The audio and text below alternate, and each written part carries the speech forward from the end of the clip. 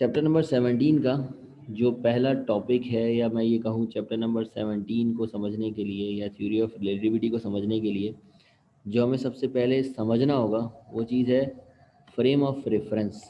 Frame of reference को हमें समझना होगा कि आपका फ्रेम ऑफ रेफरेंस क्या होता है।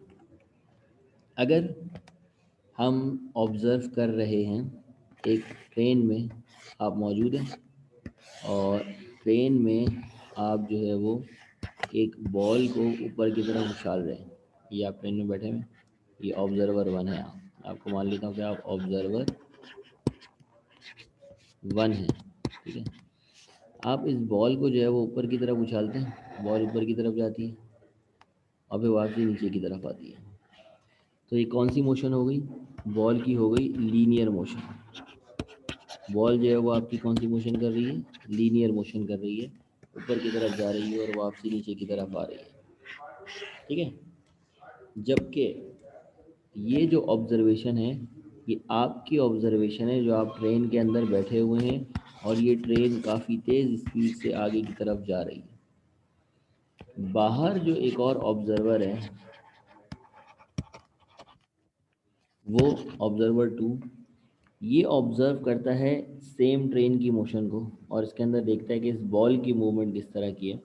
तो उसे ये पता चलेगा कि जब ये बॉल ऊपर जा रही होती है एट द सेम टाइम आपकी जो ट्रेन है वो आगे जा रही होती है, तो इससे ये बॉल इस तरह मूव होती हुई नजर आई, यानी कि इसको बॉल नजर आई प्रोजेक्टाइल मोशन।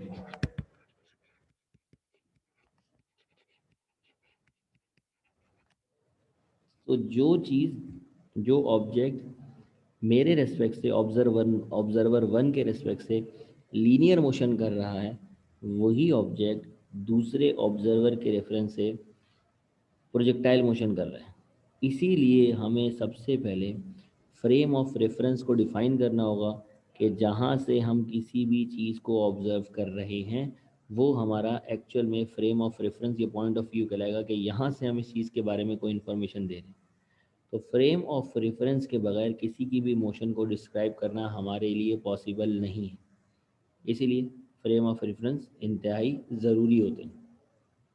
अब फ्रेम ऑफ रेफरेंस भी दो तरह के होते हैं।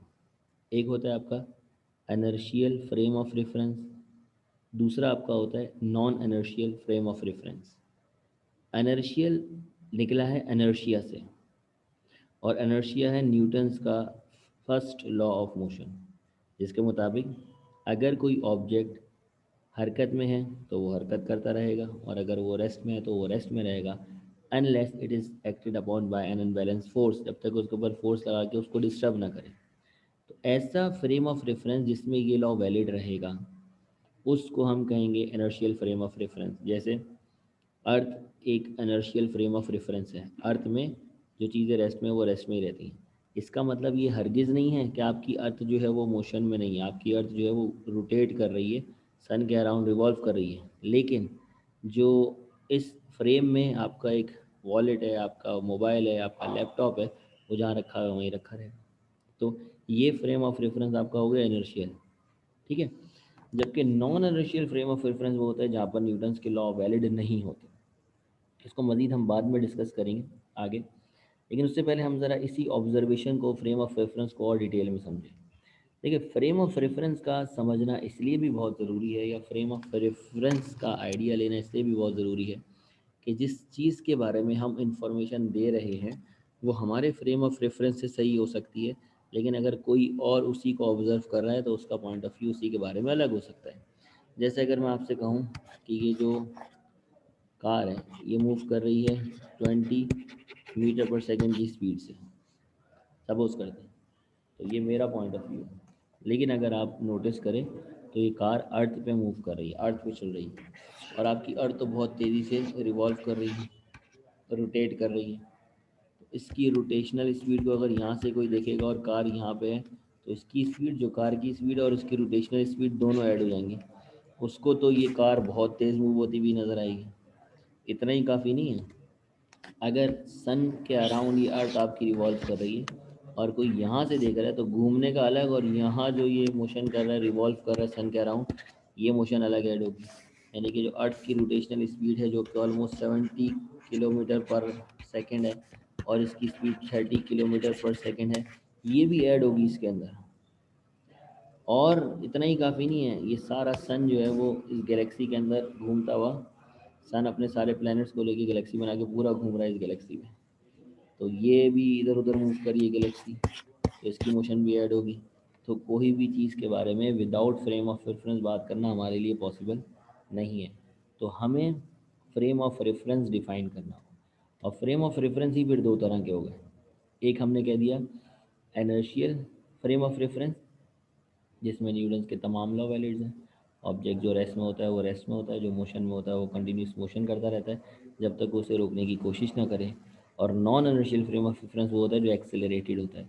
जैसे कि फॉर एग्जांपल, अगर आपका जो सर्कुलर मोशन है, सर्कुलर मोशन में क्या होता है, आपका जो ऑब्जेक्ट है वो उसके ऊपर एक फोर्स लगने लगती है जो आउटवर्ड होती है। अगर वो यूनिफॉर्म स्पीड से भी मूव कर रहा है तो एक आउटवर्ड फोर्स लगेगी। जैसे अगर आप गाड़ी चला रहे हैं और आप ये वाला दरवाज़ा जो है ना, इस तरफ वाली साइड वाला दरवाज़ा ये हटा दें, आप गाड़ी चलाते हुए टर्न ले तो आप इस दरवाजे से बाहर निकल के गिर जाएंगे। तो आपके ऊपर एक एक्स्ट्रा फोर्स लग गई, जबकि आप यूनिफॉर्म स्पीड से जा रहे थे। तो यूनिफॉर्म स्पीड थी, कांस्टेंट स्पीड थी, लेकिन क्योंकि डायरेक्शन चेंज कर रहे थे, डायरेक्शन की वजह से वेलोसिटी में चेंज आ गया, तो कांस्टेंट वेलोसिटी नहीं रही। तो कांस्टेंट वेलोसिटी से अगर ये मूव नहीं कर रहा तो ये आपका non inertial frame of reference कहलाएगा। और यहाँ पे न्यूटन्स का लॉ वैलिड नहीं रहेगा, जो चीज़ रेस्ट में वो रेस्ट में नहीं रहेगी, बाहर जाके गिर जाएगी। तो ये फ्रेम ऑफ रेफरेंस आपका क्या कहलाता है, non inertial frame of reference, जहाँ पे न्यूटन्स के लॉज जो है वो वैलिड नहीं रहते हैं। ठीक है जी, क्लियर ये चीज़। अच्छा, अब आ जाते हैं कि अगर आपका इनर्शियल फ्रेम ऑफ रेफरेंस जो है वो दो तरह के होते हैं। एक इनर्शियल फ्रेम ऑफ रेफरेंस वो होता है जो रेस्ट में होता है, उसको भी हम कहते हैं इनर्शियल फ्रेम ऑफ रेफरेंस। और वो फ्रेम ऑफ रेफरेंस जो यूनिफॉर्म मोशन से हरकत कर रहा होता है, उसको भी हम कहते हैं कि वो इनर्शियल फ्रेम ऑफ रेफरेंस है।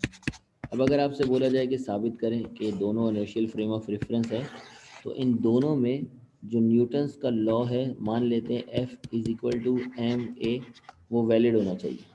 दोनों फ्रेम ऑफ रेफरेंस में वैलिड होना चाहिए। एक वो फ्रेम ऑफ रेफरेंस जो रेस्ट में है और दूसरा वो फ्रेम ऑफ रेफरेंस जो मोशन में है। उन दोनों फ्रेम ऑफ रेफरेंस में जो न्यूटन्स का लॉ है वो वैलिड साबित करना है आपने, तो दोनों आपके इनर्शियल फ्रेम ऑफ रेफरेंस कहलाएंगे। इसको हम गैलीलियन ट्रांसफॉर्मेशन भी कहते हैं। गैलीलियन ने रिलेट करवाया था आपका रेस्ट वाले फ्रेम ऑफ रेफरेंस को यूनिफॉर्म मोशन वाले फ्रेम ऑफ रेफरेंस से, और जवाब जो आपका इक्वल आया था एक्सेलरेशन का।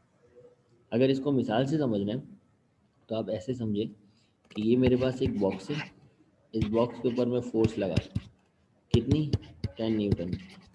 उसकी वजह से ये एक्सेलरेट होता है कितना, 2 मीटर पर सेकेंड स्क्वायर। और ये मैं अर्थ के ऊपर कर रहा हूँ, रेस्ट में कर रहा हूँ, मान लेते हैं अर्थ हमारे लिए रेस्ट में। यही काम मैं हवाई जहाज़ में करता हूँ, एरोप्लेन में करता हूँ, जो कि कांस्टेंट स्पीड से मूव कर रहा है, ऑलमोस्ट 100 किलोमीटर पर आवर की स्पीड से मूव कर रहा है। और यहाँ पर भी ये बॉक्स रखा हुआ है, इसके ऊपर मैं फोर्स लगाता हूँ कितनी, 10 न्यूटन की। तो बताइए कितना एक्सेलरेट होगा।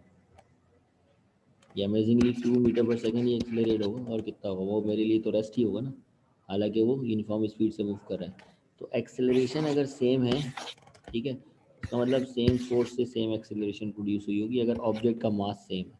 वही बॉक्स में वहाँ लेकर गया, मास सेम रखा है। तो हमें साबित ये करना है कि अगर ये मेरा मूविंग फ्रेम ऑफ रेफरेंस की फोर्स एफ है, मूविंग वाले की, और रेस्ट वाले की जो फोर्स है उसको मैं मान लेता हूँ एफ डैश है, तो एफ डैश का जवाब भी यही आना चाहिए, एम ए डैश। सेम आना चाहिए दोनों का जवाब। अगर सेम आएगा तो गैलीलियन ट्रांसफॉर्मेशन आपकी कंप्लीट हो जाएगी, जिसमें आप मूविंग को रेस्ट वाले फ्रेम ऑफ रेफरेंस से रिलेट करवा दें। ठीक है, तो ऐसा करवाने के लिए स्टेप्स याद कर लें। नोट्स के अंदर ये डेरिवेशन मौजूद नहीं है, लेकिन पेपर में एक दफ़ा आई, ज़्यादा नहीं है, एक दफ़ा आई है, तो इसलिए मैं इसको करा रहा हूँ। सबसे पहले आपने क्या करना है, फर्स्ट स्टेप में आपने डायग्राम बनानी है। और डायग्राम में आपने दो अलग अलग सिचुएशन दिखा दी।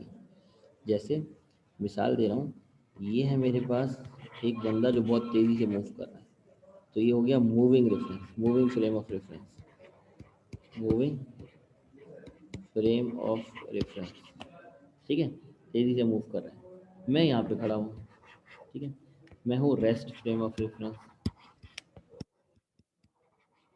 ठीक है, ये हो गया मूविंग, जो कांस्टेंट स्पीड से मूव कर रही है, वो फ्रेम ऑफ रेफरेंस हो गया। मेरा वाला फ्रेम ऑफ रेफरेंस हो गया रेस्ट वाला। हम दोनों इस पॉइंट को ऑब्जर्व कर रहे हैं, इस पॉइंट को ऑब्जर्व करें कि कितनी दूर है, इसका डिस्टेंस कितना है, हम दोनों डिस्टेंस ऑब्जर्व कर रहे हैं इसका। तो इसके लिए डिस्टेंस कुछ और होगा और मेरे लिए डिस्टेंस कुछ और होगा इसका, ठीक है ना। मूविंग वाले के लिए डिस्टेंस कुछ और होगा इसका, और रेस्ट वाले के लिए डिस्टेंस कुछ और होगा।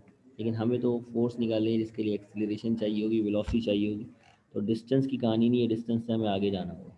लेकिन स्टार्ट हम किससे लेंगे, डिस्टेंस से ही लेंगे, क्योंकि फ्रेम ऑफ रेफरेंस में कोऑर्डिनेट डिफाइन करते हैं। और कोऑर्डिनेट जो होते हैं ना, उसके अंदर एक्स वाई जेड कोऑर्डिनेट में आप डिस्टेंस ही तो डिफाइन कर रहे होते हैं, एक्स वाई जेड डिस्टेंस तो होता है आपका। तो हम क्या करते हैं, हम 3 एक्सेस बनाते हैं। यहाँ से आपका डेरिवेशन वर्क स्टार्ट होता है। आपने लिया एक्स एक्सिस, वाई एक्सिस और जेड एक्सिस, यानी कि इसको मैं मान लेता हूँ सपोज करो जेड एक्सिस है, ये आपका वाई एक्सिस है, और ये आपका एक्स एक्सिस, और ये आपका ओरिजिन है, और ये है आपका फ्रेम ऑफ रेफरेंस एस। इस एस फ्रेम ऑफ रेफरेंस को हम कह रहे हैं मूविंग फ्रेम ऑफ रेफरेंस है। यहाँ से ये मूव हो रहा है आगे पीछे, और मैं किसी भी पॉइंट को ऑब्जर्व कर सकता हूँ यहाँ से।